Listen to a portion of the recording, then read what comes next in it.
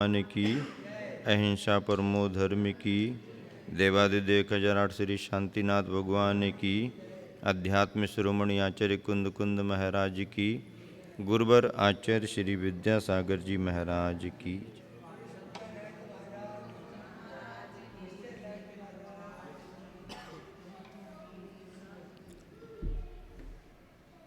अतिथि के पड़गाहन में और आहार दान में जो स्थिति बनी,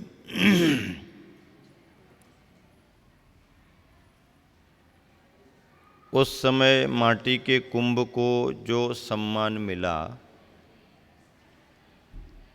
तो स्वर्ण के कलशों को बुरा लगा और जो उनके अंदर भाव आया उसकी अभिव्यक्ति पिछले दिनों में आप सबने सुनी। इस पर समाधान दिया जा रहा है।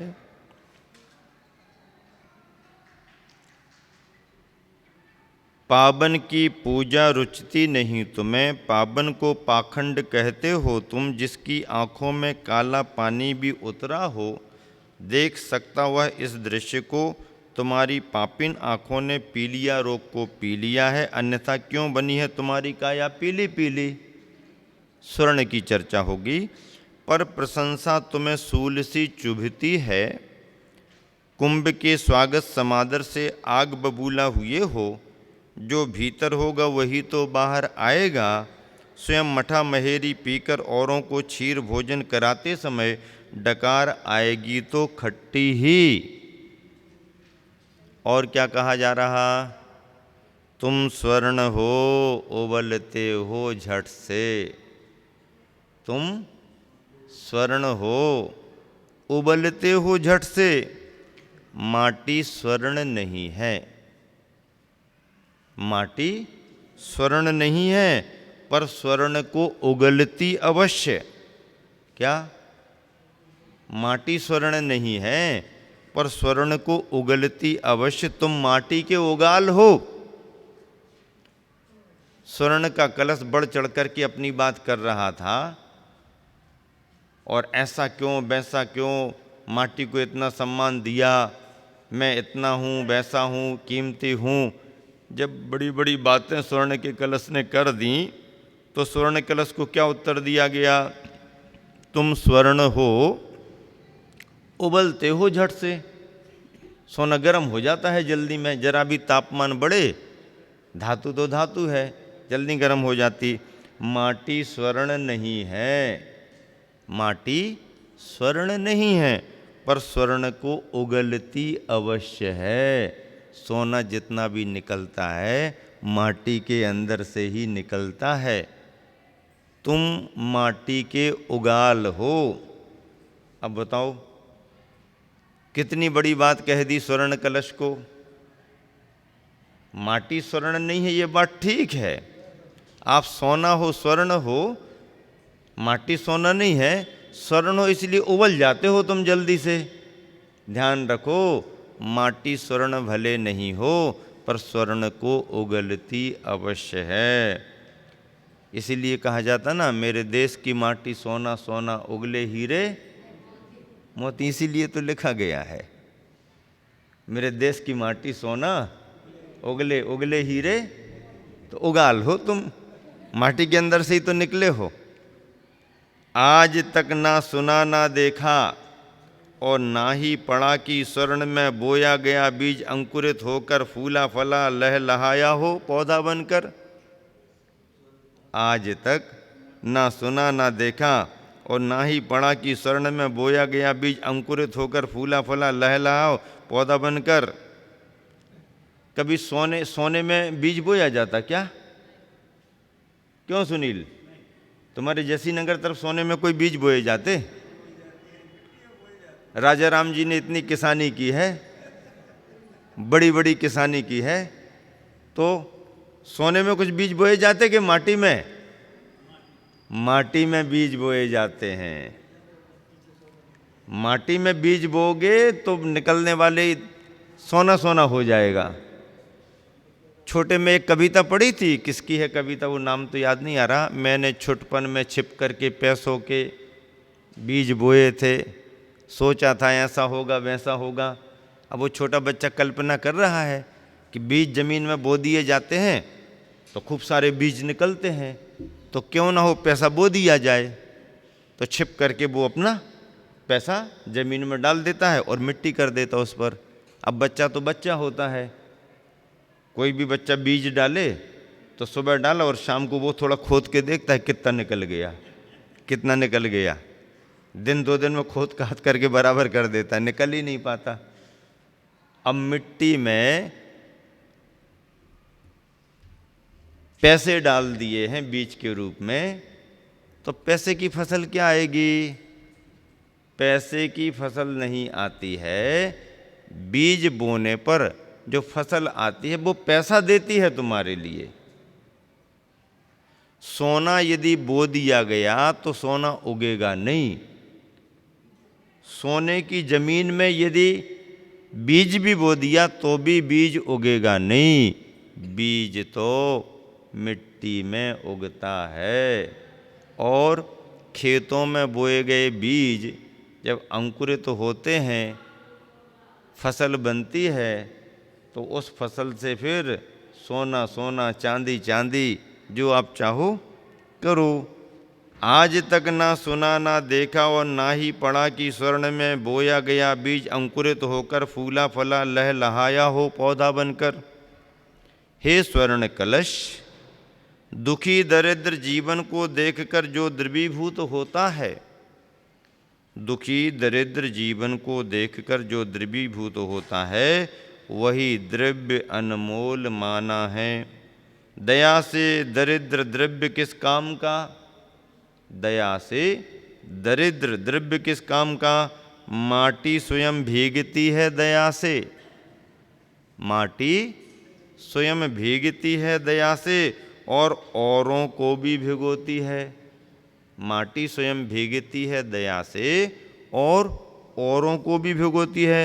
माटी में बोया गया बीज समुचित अनिल सलिल पा।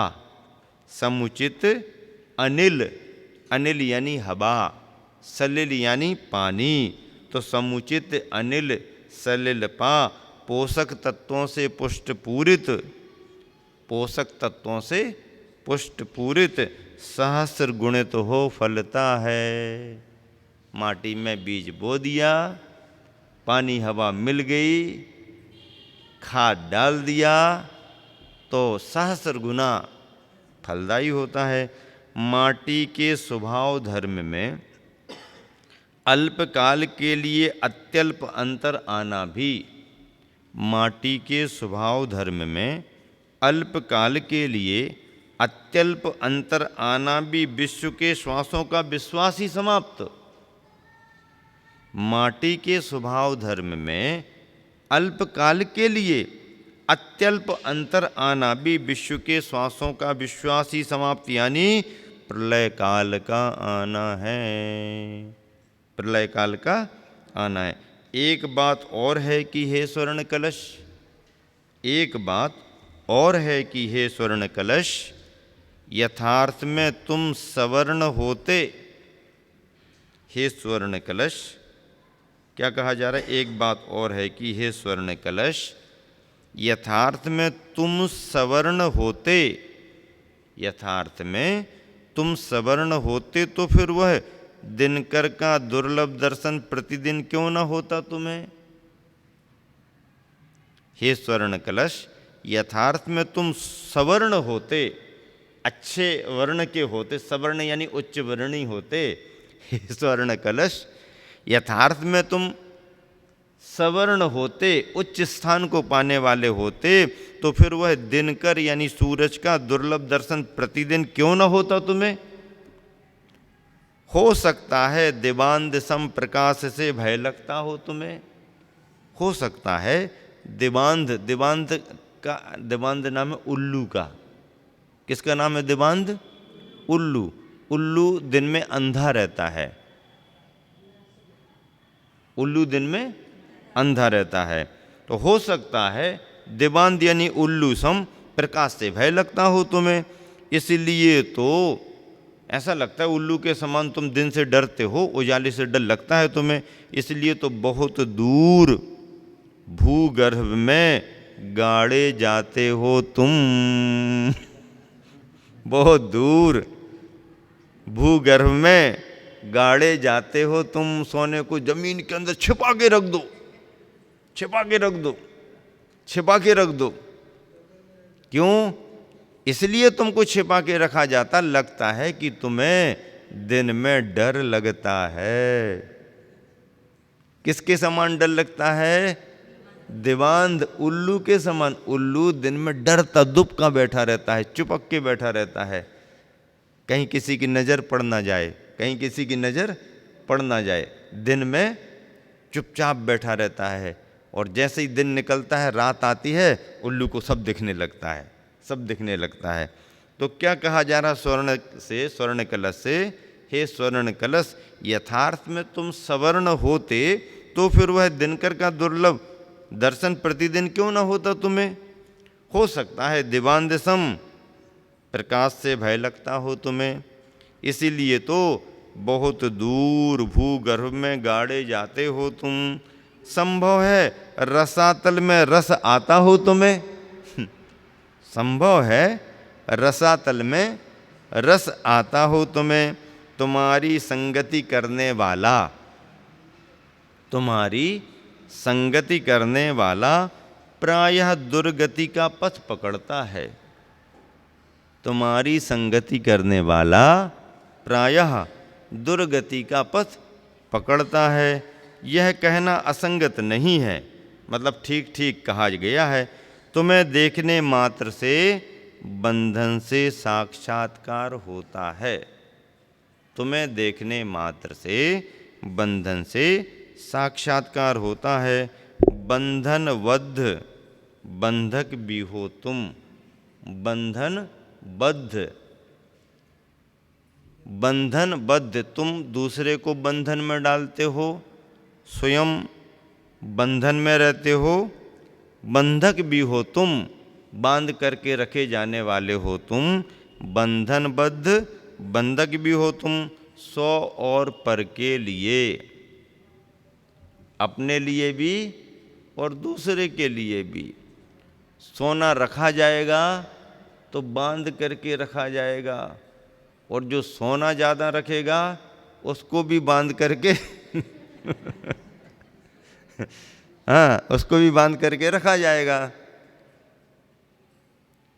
अब स्थिति क्या बनने लगी है देश में लोगों के सामने? जब नोटबंदी हुई तो लोगों ने सोचा बंद हो रहे, बंद हो रहे, क्या करो क्या करो क्या करो? तो उन्होंने कहा गोल्ड खरीद लो, गोल्ड खरीद लो, गोल्ड खरीद लो। खूब सारा गोल्ड उठ गया मार्केट से। पैसा निकाल दो, पैसा निकाल दो, गोल्ड ले आओ। पैसा बंद हो जाएगा, इस तारीख के बाद में नोट कागज के हो जाएंगे, या तो बैंक में जमा कर दो। बैंक में जमा करेंगे तो पता लग जाएगा कितना आया, कहाँ से आया, कितना आया। क्या करो, गोल्ड खरीद लो। तो उन दिनों में जब नोटबंदी हुई, पूरे देश में बहुत गोल्ड उठा मार्केट से, सब तरफ से। अब गोल्ड तो बहुत उठ गया, लेकिन कहाँ गया, किसके पास गया, पता नहीं। कहाँ गया, किसके पास गया, पता नहीं। सरकार की नज़र में आ गई बात पकड़ में आ गई कि गोल्ड बहुत उठा है पूरे देश में मार्केट से, और पता है ही नहीं कहाँ किसने लिया, कोई रिकॉर्ड नहीं है। अब क्या नीति बनाना शुरू कर दी?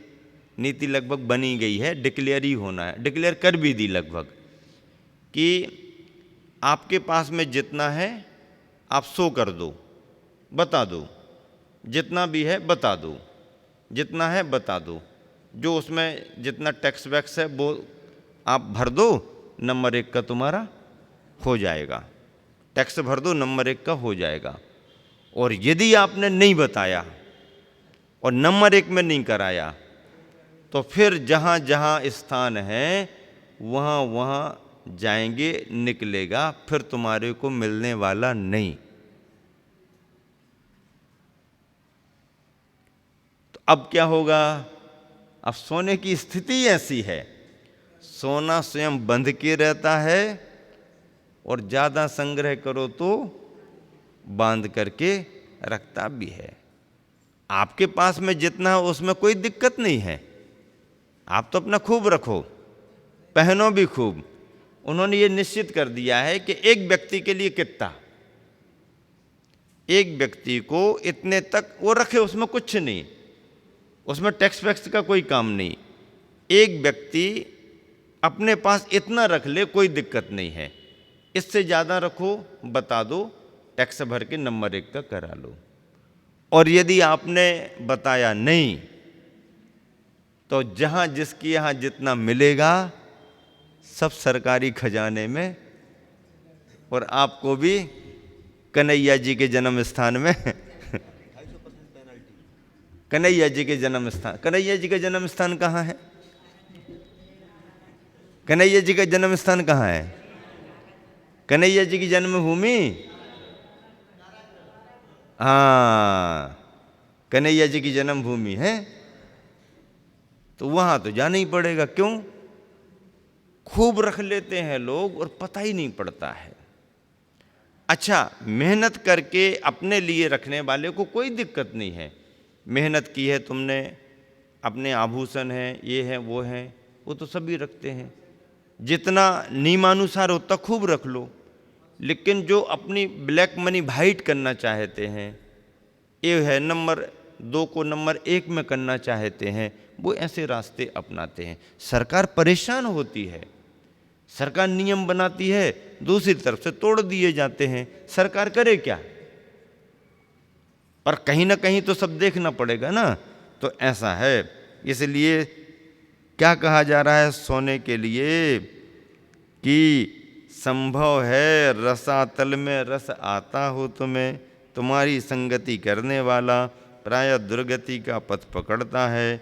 यह कहना असंगत नहीं है।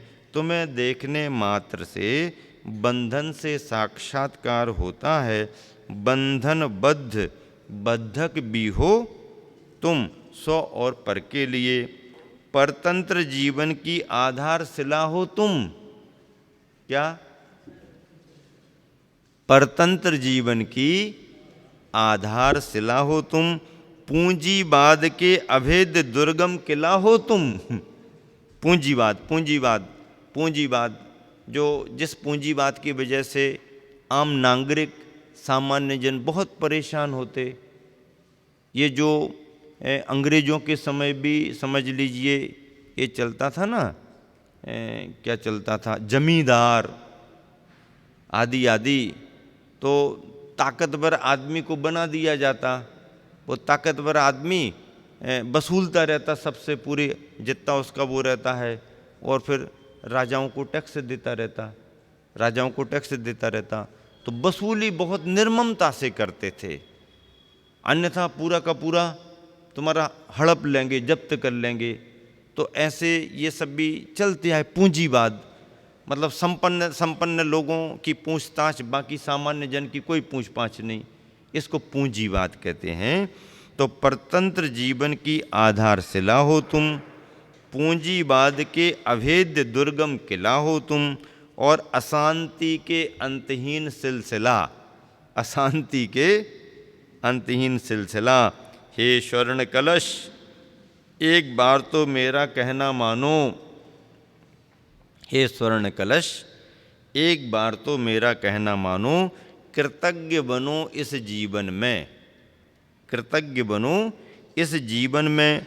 माँ माटी को अमाप मान दो, माँ माटी को अमाप, अमाप जिसका कोई माप नहीं है, ऐसा मान दो। माँ माटी को अमाप मान दो। मात्र माँ, माँ नाम लो अब, मात्र माँ, माँ नाम लो अब। पायस का साहस इसके आगे नहीं होता देख, पायस का साहस इसके आगे नहीं होता देख। यह लेखनी कुछ और कहने को उद्यमशीला होती है कि ये सारे बिंदु जो चल रहे हैं ये आचार्य श्री के अपने चिंतन हैं,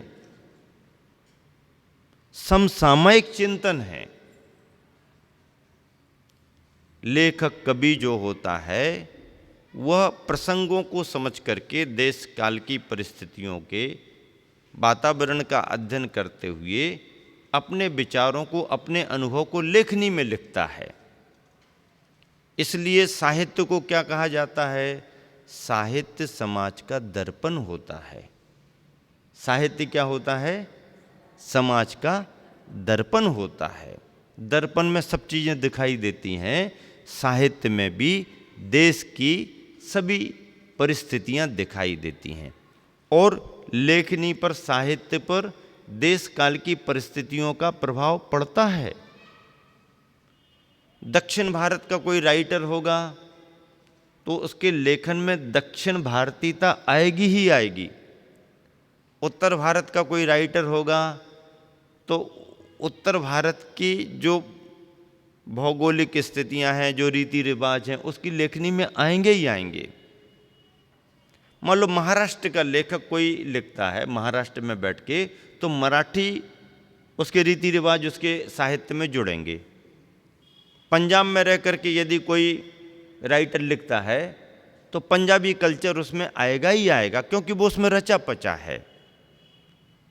और ऐसा एक बार हुआ, एक बड़ा उपन्यास लिखा और उपन्यास लिखते लिखते उसने जो भी अपनी थीम बनाई, जो भी कहानी बनाई, तो वो राइटर था दक्षिण भारत का,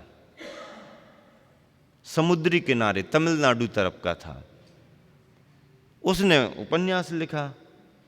उसके उपन्यास में जो नायक वगैरह था उसकी कथा कैलाश पर्वत की ओर गई। अब कैलाश पर्वत का उसको वर्णन करना था, तो कैलाश पर्वत का उसने वर्णन तो किया, लेकिन कैलाश पर्वत पर उसने नारियल के बड़े बड़े झाड़ लगा दिए। अब ये चीज किसी को समझ में नहीं आई। बहुत समय निकल गया, लोग पढ़ते रहे, कहानी चलती रही, उस पर वार्ताएं चलती रही, ये होता रहा वो होता रहा, लेकिन किसी ने बात पकड़ी। तो यार ये हिमालय का वर्णन कर रहा है और हिमालय में नारियल के झाड़ लगा रहा है, मामला क्या है ये? हिमालय में तो नारियल होते नहीं, नारियल तो समुद्री किनारे होते, वो तो बर्फीला पहाड़ है, वहाँ नारियल कैसे होंगे? तो हिमालय में नारियल कैसे लग गए, नारियल के झाड़ कैसे आ गए? तो विचार करते करते करते करते किसी का ध्यान गया, और मामला ये है कि राइटर तो तमिलनाडु तरफ का है, समुद्री किनारे का इलाका है, रोज सैर सपाटे में वो समुद्र के किनारे झाड़ नारियलों के देखता रहा, तो जो देखता रहा उसने हिमालय में भी डाल दिए। तो वो जो देखता रहता है वो अपनी भाषा में लिख देता है।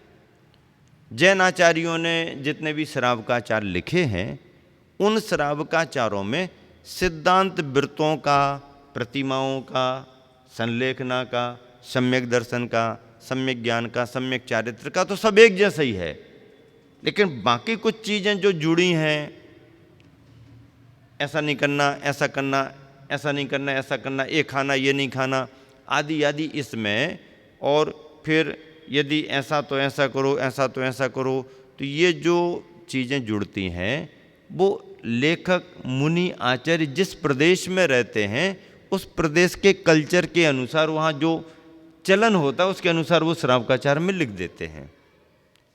इसलिए 36 प्रकार के श्रावकाचारों में सैद्धांतिक बातें सब एक जैसी हैं, लेकिन जो समझ लो समाज के रीति रिवाज हैं या समाज की कुछ क्रियाएं, प्रतिक्रिया, उनमें कुछ कुछ अंतर दिखाई देता है। आचार्य ने मूक माटी लिखी है, तो मूक माटी में भी कुछ ऐसे प्रसंग हैं जहां पर राइटर का दक्षिण भारत का होना साबित करता है। मूक माटी में भी ऐसे संदर्भ हैं जिन संदर्भों से यह सिद्ध किया जा सकता है बिना परिचय के भी कि ये राइटर दक्षिण भारत के हैं। क्यों?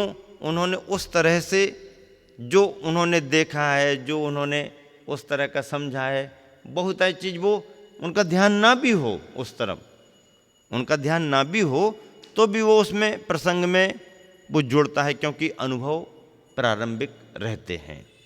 हालांकि दक्षिण भारत के होने के बाद भी आचार्य श्री ने हिंदी भाषा में इतने अच्छे तरीके से लिखा है और हिंदी के प्रयोगों को भी इतने अच्छे तरीके से किया है कि उत्तर भारत का राइटर भी ऐसा नहीं लिख सकता। उत्तर भारत का राइटर भी इतने अच्छे तरीके से नहीं लिख सकता है जितने अच्छे तरीके से दक्षिण भाषा भाषी होकर के भी आचार्य श्री ने मूक माटी में साहित्यिक रूप में भाषा का प्रयोग किया है। पर इसके बावजूद भी भाषा का प्रवाह, भावों का प्रवाह होते हुए भी दक्षिण की टोन, दक्षिण का कोई कल्चर, दक्षिण के कोई रीति रिवाज मूक माटी में कहीं कहीं पर हैं। वो तो वही पकड़ सकता है जो उस नज़र से, जो उसमें घुस करके समझता है या समझने की कोशिश करता है, वही पकड़ सकता है। तो यहाँ पर ये चर्चा चल रही कि पायस का साहस इसके आगे नहीं होता। देख, यह लेखनी कुछ और कहने को उद्यमशीला होती है कि हे स्वर्ण कलश, गुणियों का गुणगान करना तो दूर, निर्दोषों को सदोष बताकर अपने दोषों को छिपाना चाहते हो तुम। लेखनी और कह रही है कलश से, क्या कह रही है?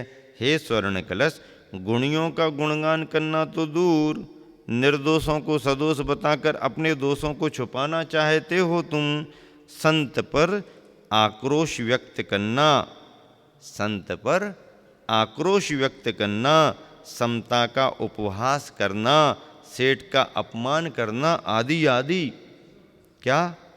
संत पर आक्रोश व्यक्त करना, समता का उपहास करना, सेठ का अपमान करना आदि आदि ये अक्षम्य अपराध हैं तुम्हारे। सोने का कलश गर्म क्यों हो गया?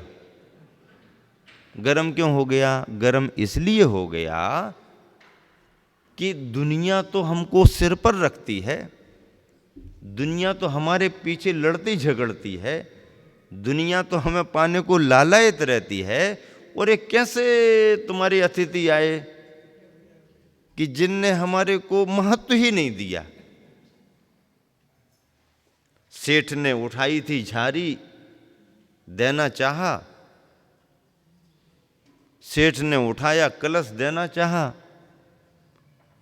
सोना चांदी तांबा स्फटिक सबके बर्तन थे, सब में बढ़िया बढ़िया चीजें रखी थीं, कुछ भी स्वीकार नहीं किया। और माटी का कुंभ उठाया और पानी देना शुरू किया, पानी ले लिया। सरासर अपमान है हमारा, स्वर्ण का अपमान है। अपमान है तो हम क्यों नहीं तमतमाएंगे, क्यों नहीं गुस्सा आएगी? तो महाराज जी जब तक रहे तब तक तो कुछ नहीं बोला महाराज जी जब तक रहे तब तक तो कुछ नहीं बोला, उसके बाद में फिर बोलना शुरू कर दिया। एक बार ऐसा संस्मरण घटा, वर्तमान का छत्तीसगढ़ पहले मध्य प्रदेश ही था। राजनांद गांव की बात है, ठंड का समय था, फरवरी, लगभग फरवरी का महीना था। तो एक ब्रह्मचारी जी के साथ घटित हो गया। वो क्षमा सागर जी महाराज जी का आहार कराने गए थे, औषधि वगैरह लेकर के। तो आहार चल रहा था।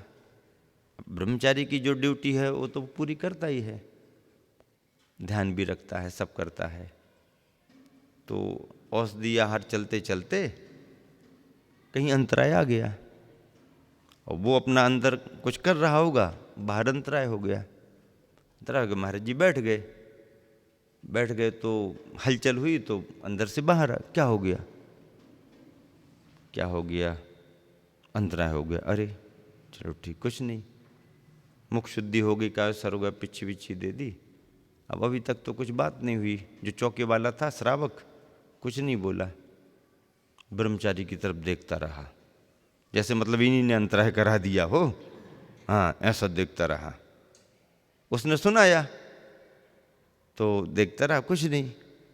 अब फिर महाराज जी निकल गए, किसी ने कहा भैया भोजन कर लो, बैठ गए। तो वो कहने लगे, भैया जी कहने लगे, पहले तो किसी ने कुछ नहीं कहा, वो श्रावक चुपचाप हमको देखता रहा। बोले थाली लग गई, हाथ धो ली हमने, कायसर करके जो भोजन करना शुरू किया, और उसने अपनी कैसेट शुरू कर दी। कैसे ब्रह्मचारी होते हैं, ध्यान नहीं देते, ऐसा नहीं करते, वैसा नहीं करते। महाराज जी का अंतराय हो गया। अब वो पहले यदि कुछ शुरू करता तो वो निकल जाते, तो पहले तो कुछ बोला नहीं, उसने प्लान के साथ में काम किया कि इनका शुरू तो होने दो, फिर हम शुरू होंगे। बस उनका शुरू हुआ भोजन, और उसने अपनी रामायण सुना, ऐसा है वैसा है, थोड़ा देखना चाहिए, करना चाहिए, वो करना चाहिए, अंतराय हो गया। तो ऐसा करके करके अब उनको अच्छा नहीं लगा, जम नहीं रहा था। तो वो कहने लगा कि हमको भी सुनते सुनते गुस्सा आ गई, जल्दी जल्दी हमने भोजन किया, पानी पिए कायसर के, और हम खड़े हो गए। हाँ अब बताओ क्या कह रहे हो। तो बोले हमने इतनी सुनाई कि भाई हम तो सहयोग करने के लिए आए थे, व्यवस्था तो तुम्हारी है, और तुम जहां खड़े हो वहां तुम संभालो।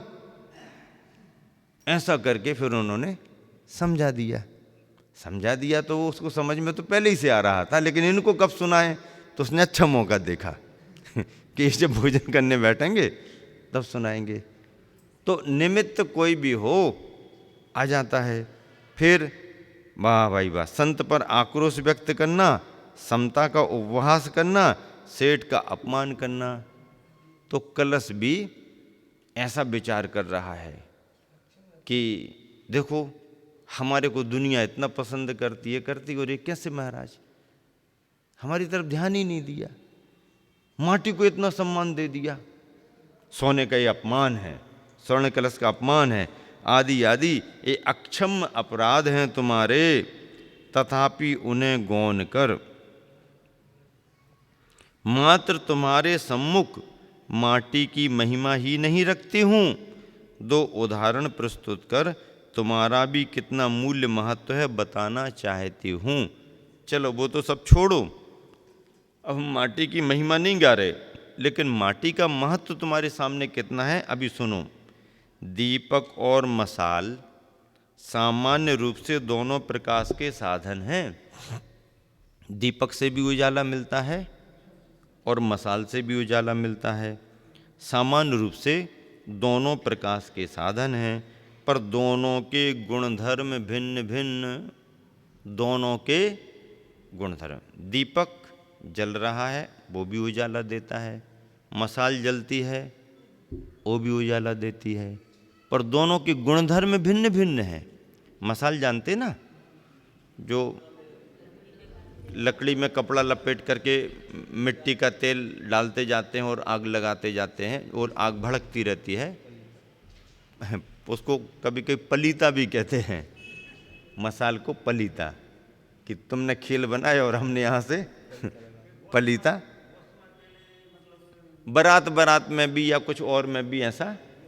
चलो, तो दीपक और मसाल सामान्य रूप से दोनों प्रकाश के साधन हैं, पर दोनों के गुणधर्म भिन्न भिन्न। 1.5-2 हाथ का बांस ले, 1.5-2 हाथ का बांस यानी लकड़ी ले, उसके एक छोर पर एक के ऊपर एक कर कस कस कर चिंदियां बांधी जाती हैं। चिंदियां बांधी जाती हैं, नीचे पकड़ने हेतु स्थान होता है, बस यही मसाल है। लिखते समय आचार्य श्री को भी लगा होगा समझ पाएंगे कि नहीं, तो उन्होंने परिभाषा बता दी कि मसाल क्या है। 1.5-2 हाथ की लकड़ी ले लो, बांस ले लो, उसमें ऊपर चिंदियां बांध दो और फिर नीचे पकड़ने का, बस यही मसाल है। मसाल के मुख पर माटी मली जाती है, मसाल के मुख पर माटी मली जाती है, असंयत होता है। इसलिए क्यों असंयत होता है? माटी लगा दी जाती। मसाल से प्रकाश मिलता है पर अत्यल्प, उससे अग्नि की लपटें उठती हैं।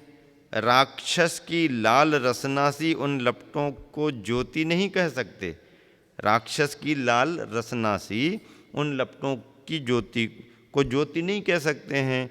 मसाल अपव्ययी भी है, ज़्यादा तेल खर्च होता है, बार बार तेल डालना पड़ता है उसके मुख पर, वह भी मीठा तेल मूल्यवान।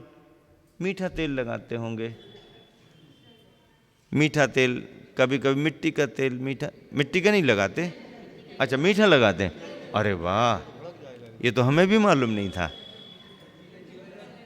अच्छा मिट्टी का तेल डालेंगे तो भड़क जाएगा, तो देखो भाई ये तो हमें भी पढ़ने से मालूम हो गया ना। मसाल में मीठा तेल ही मतलब मूंगफली का आदि आदि कोई भी तेल, हाँ हाँ, अच्छा ये बात है। उसके मुख पर वह भी मीठा तेल मूल्यवान।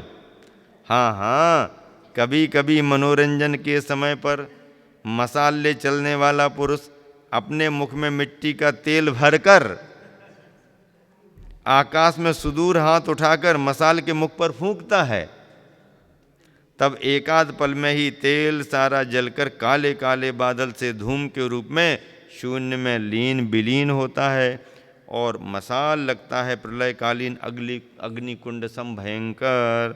थोड़ी सी असावधानी हो तो हाहाकार, हानि ही हानि। फूंक मारने से मसाल बुझ नहीं सकता, बुझाने वाले का जीवन ही बुझ सकता है। कोई साधक साधना के समय मसाल को देखते देखते ध्यान धारणा साध नहीं सकता। अब मसाल को देखते देखते उसका उपयोग थोड़ी स्थिर होगा, इसमें मसाल की अस्थिरता ही कारण है। ध्येय यदि चंचल होगा तो कुशल ध्याता का शांत मन भी चंचल हो उठेगा ही। ध्येय यदि चंचल होगा तो कुशल ध्याता का शांत मन भी चंचल हो उठेगा ही। और भी ऐसे कई दुर्गुण हैं मसाल के। देखो इसमें क्या बात कह दी कि मसाल जल रही है, कभी ऊपर उठती कभी नीचे आती है, हिलती डुलती अस्थिर रहती है, तो ऐसे अस्थिर मसाल को देख देख करके कोई अपने ध्यान को एकाग्र नहीं कर सकता। इसका मतलब ये है कि ध्येय यदि चंचल है तो कुशल ध्याता का शांत मन भी चंचल हो उठेगा, और ध्येय यदि शांत स्थिर है तो उस ध्येय को पाकर के अस्थिर मन भी किसी न किसी रूप में शांत स्थिर हो सकता है। और भी ऐसे कई दुर्गुण हैं मसाल के। मिसाल कितने दूं, यूं कह दूसरे उदाहरण की ओर मुड़ती है यह लेखनी। अब दूसरा उदाहरण दे दिया। दीपक संयमशील होता है, बढ़ाने से बढ़ता है और घटाने से घटता भी। अल्प मूल्य वाले मिट्टी के तेल से पूरा भरा हुआ दीपक हो अपनी गति से चलता है, तिल तिल होकर जलता है, एक साथ तेल को नहीं खाता, आदर्श गृहस्थ सम एक साथ तेल को नहीं खाता, आदर्श गृहस्थ सम मित व्ययी है दीपक। थोड़ा थोड़ा थोड़ा थोड़ा निकालता है, थोड़ा थोड़ा लेता जाता है, मित व्ययी है। मित व्ययी जो होते हैं वो आदर्श गृहस्थ माने जाते हैं।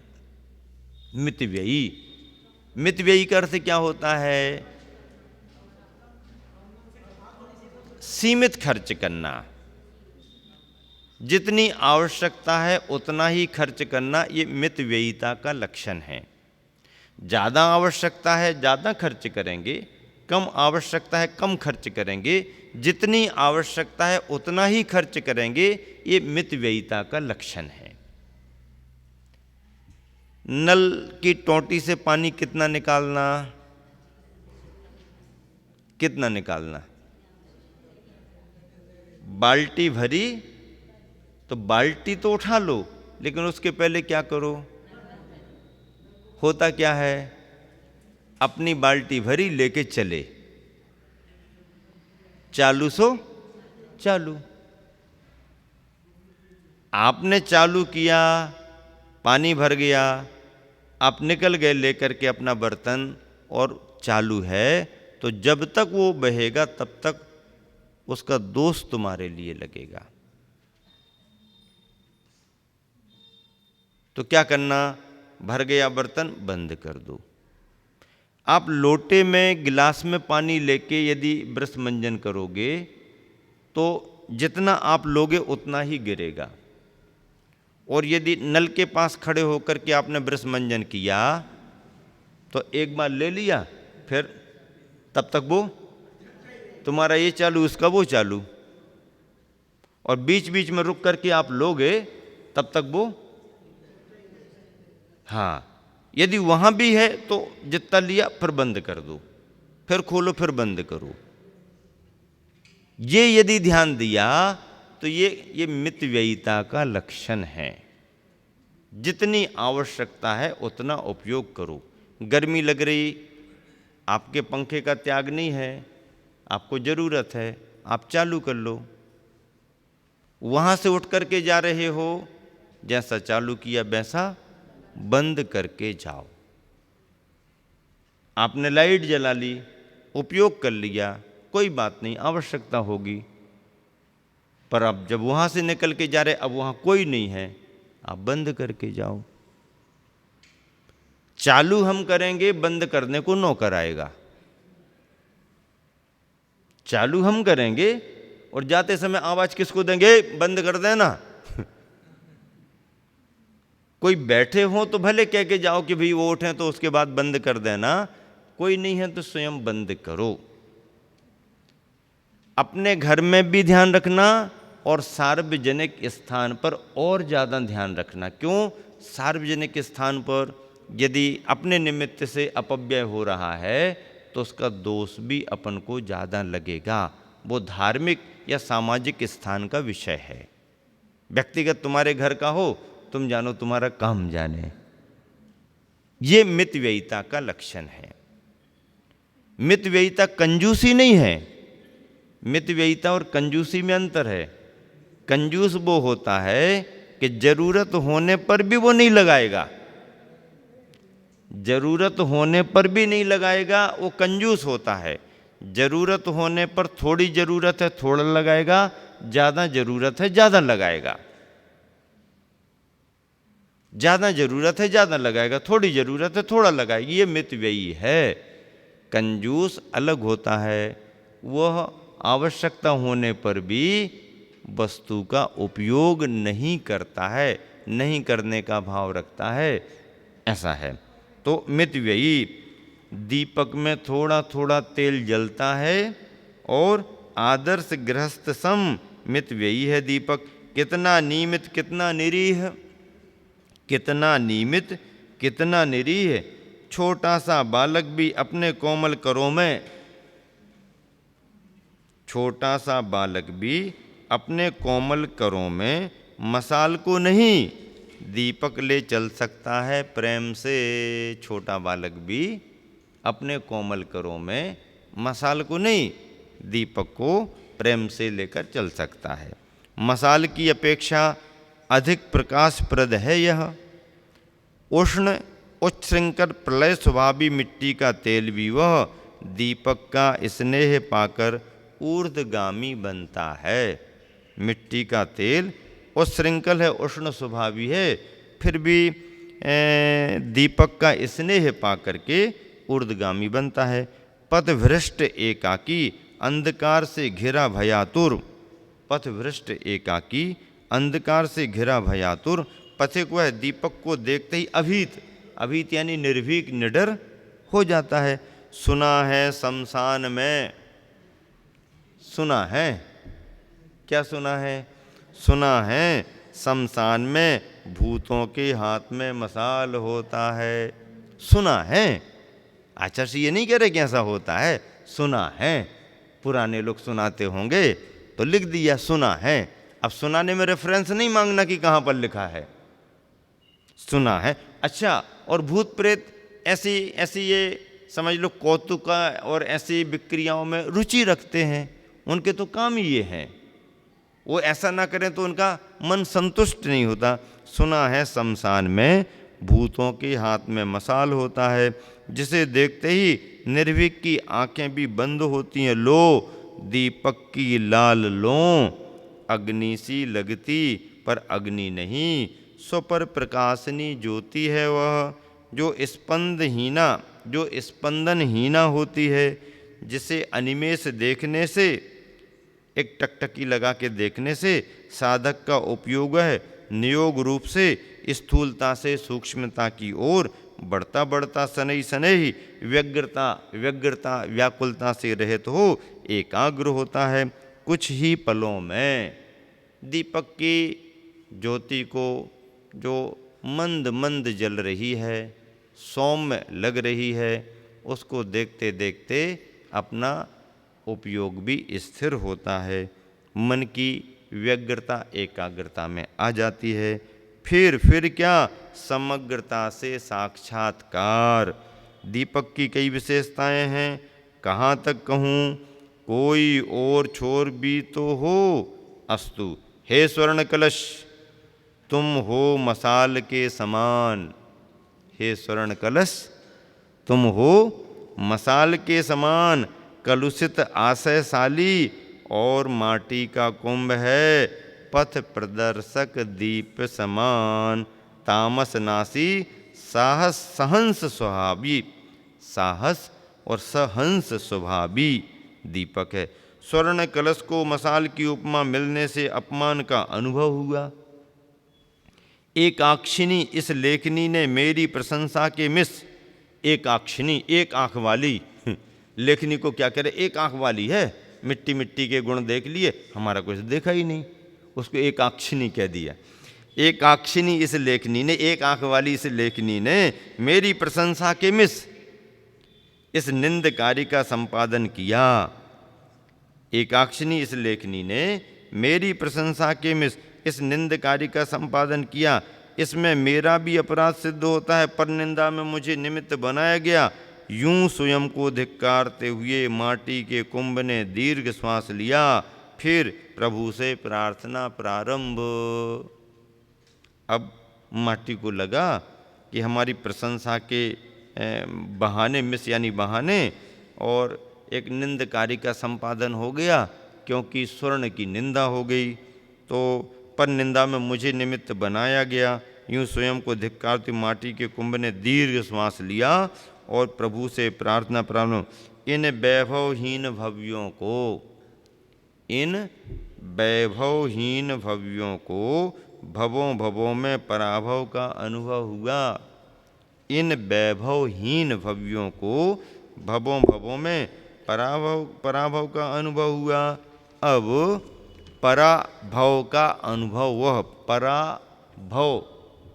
पराभव पराजितपना, पराभव परा उत्कृष्ट भव का अनुभव है, कब होगा, संभव है या नहीं, निकट भविष्य में। अविलंब बताओ प्रभो, अविलंब बताओ प्रभो। प्रभुपन पाने से पूर्व, प्रभुपन पाने से पूर्व एक की प्रशंसा, एक का प्रताड़न, एक का उत्थान, एक का पतन, एक धनी, एक निर्धन, एक गुणी, एक निर्गुण, एक सुंदर, एक बंदर, एक सुंदर, एक बंदर, यह सब क्यों, यह सब क्यों? इस गुण वैषम्य से इसे पीड़ा होती है प्रभो, इस गुण वैषम्य से इसे पीड़ा होती है प्रभो। देखा नहीं जाता और इसी कारण बाध्य होकर आंखें बंद करनी पड़ती हैं। बड़ी कृपा होगी, बड़ा उपकार होगा, सब में साम्य हो स्वामिन, सब में साम्य हो स्वामिन। ऐसी भावना कुंभ भगवान से कर रहा है। कुंभ की प्रार्थना से चिढ़ती हुई स्फटिक की झारी ने कहा, अब लो घर में ही कलह मच गई। कुंभ की प्रार्थना से चिढ़ती हुई स्फटिक की झारी ने कहा, अरे पापी, पाप भरी प्रार्थना से प्रभु प्रसन्न नहीं होते। पावन की प्रसन्नता वह पाप के त्याग पर आधारित है। मैंने अग्नि की परीक्षा दी है, ऐसा बार बार कहकर, मैंने अग्नि की परीक्षा दी है, ऐसा बार बार कहकर जो अपने को निष्पाप सिद्ध करना चाहता है, यह पाप ही नहीं अपितु महापाप है। इस पट की झारी अब बिल्कुल तम आ गई। तुम में इतना पाप का संग्रह है कि जो युगों युगों तक जलाने से जल नहीं सकता। धुलाने से धुल नहीं सकता। प्रलय के दिनों में जल की ही नहीं अग्नि की वर्षा भी तेरे ऊपर हुई कई बार, फिर भी तेरी कालीमा में कुछ तो अंतर आता। अरे और सुन, बाहर से भले ही दिखती है काली मेघ घटाओं से घिरी, सावण की अमा की निशासी बबूल की लकड़ी भी वह अग्नि परीक्षा देती है, और बार बार नहीं एक ही बार में अपने जीवन को सब पापों से रीता बनाती है। इसलिए तो रजत सम शुभ्र छवि वाली, इसलिए तो रजत सम चांदी के समान शुभ्र छवि वाली राख बन लसती है। इस पर बीच में ही कुंभ ने कहा कि अग्नि परीक्षा के बाद भी सब कोयलों में बबूल के कोयले काले भी तो होते हैं। अग्नि परीक्षा के बाद भी सब कोयलों में बबूल के कोयले काले भी तो होते हैं, वह क्यों बता दो। लो उत्तर देती है झारी। अरे मतिमंद मदांध सुन, अरे मतिमंद मदांध सुन, अनुपात से अग्नि का ताप कम मिलने से ही, अनुपात से अग्नि का ताप कम मिलने से ही लकड़ियाँ पूरी ना जलकर कोयले का रूप ले लेती हैं, अन्यथा वह राख में ढलती ही हैं। इस कार्य में या तो अग्नि का दोष है किंबा लकड़ी में शेष रहा जलांश का दोष, किंतु लकड़ी का दोष किंचित भी नहीं। इतनी साधारण सी बात भी तुझे क्या ज्ञात नहीं। दोषों का स्वागत करना है और मुख मोड़ लेती है झट से कुंभ की ओर से झारी। हाँ हाँ, लकड़ी का दोष किंचित भी नहीं, इतनी साधारण सी बात भी तुझे ज्ञात नहीं। जा जा कहीं भी, जा जा जा जा जा जा कहीं भी, तेरे साथ अधिक बोलना भी, तेरे साथ अधिक बोलना भी दोषों का स्वागत करना है। और मुख मोड़ लेती है झट से कुंभ की ओर से झारी। मेरे साथ बोलना भी यदि पाप है तो मत बोलो, मुझे देखने से यदि ताप हो तो मत देखो, परंतु अपनी बुद्धि से पाप के विषय में जो कुछ निर्णय लिया है तुमने वह विपरीत है, बस यही बताना चाहता हूँ। कम से कम इसे सुन तो लो, फिर तो लो। और कुंभ का सुनाना प्रारंभ हुआ। 100 को 100 के रूप में, 100 को 100 के रूप में, पर को पर के रूप में जानना ही सही ज्ञान है। 100 को 100 के रूप में, पर को पर के रूप में सही जानना ही सही ज्ञान है। और 100 में रमन करना सही ज्ञान का फल। 100 को 100 के रूप में जानना, पर को पर के रूप में जानना सही ज्ञान है, और फिर जान करके 100 में रमन करना सही ज्ञान का फल। विषयों का रसिक, भोगों उपभोगों का दास, इंद्रियों का चाकर, और क्या।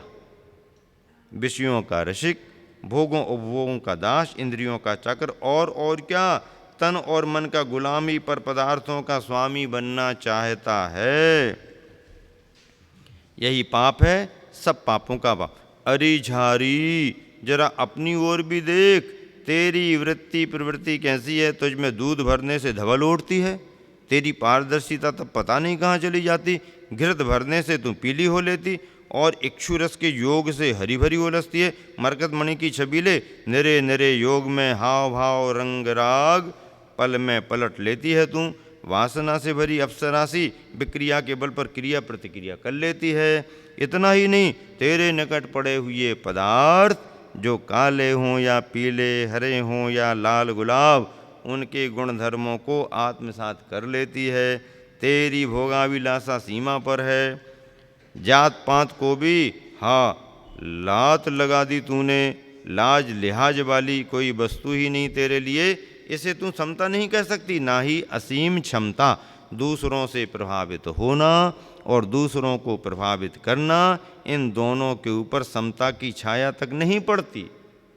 क्या?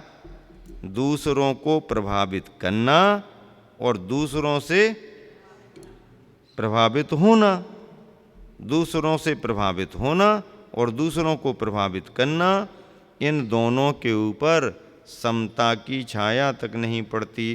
तेरे रग रग में राग भरा है निरा, भले ही बाहर से दिखती स्फटिक मणि की रची उर्मिल उजली तरली सी अरे मायाबिनी झारी, कब तक छुपा सकती है राज को।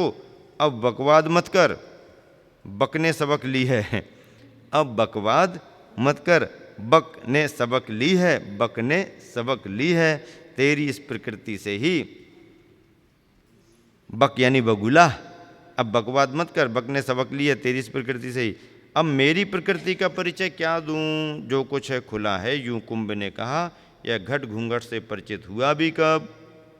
आच्छादन के नाम से इस पर आकाश भर तना है, चाओ बचाओ सब कुछ इसी छाँव में है। पास यदि पाप हो तो छुपाऊं, छुपाने का साधन जुटाऊं। औरों की स्वतंत्रता वह यहाँ आ लुटती नहीं कभी, ना ही किसी से अपनी मिटती है। किसी रंग रोशन का मुझ पर प्रभाव नहीं, रंग का रोशन का मुझ पर प्रभाव नहीं। सदा सर्वथा एक सी दिशा है मेरी, एक सी दशा है मेरी, इसी का नाम तो समता है। इसी समता की सिद्धि के लिए, इसी समता की सिद्धि के लिए ऋषि महर्षि संत साधु जन माटी की शरण लेते हैं। इसी समता की सिद्धि के लिए ऋषि महर्षि संत साधु जन माटी की शरण लेते हैं, यानी भूशयन की साधना करते हैं। माटी की शरण लेते हैं ऋषि महर्षि संत मुनिजन, माटी की शरण लेते हैं यानी भूशयन की साधना करते हैं। भूशयन भूप्रेमी लोग ही करेंगे। और समता की सखी मुक्ति वह सुरों असुरों जलचरों और नभचरों को नहीं, सुरों असुरों जलचरों और नभचरों को नहीं, समता से भी भूचरों को बरती है। भूचर जमीन पर रहने वाले, समता से भी भूचरों को बरती है। अरे झारी समझी बात, माटी को बावली मत समझ बैठी है, माटी को बावली समझ बैठी तू। अरे झारी समझी बात, माटी को बावली समझ बैठी तू। पाप की पुतली कहीं की और कुंभ डूबता है मौन में, और कुंभ डूबता है मौन में। इतना कह करके कुंभ मौन में डूब जाता है। और समय आपका हो गया। महावीर भगवान की जय। फूलों से मुस्कान है, मुख तेज सूर्य जैसा, शब्दों में कैसे है होगा वर्णन, समता सागर जी मुनिराज का।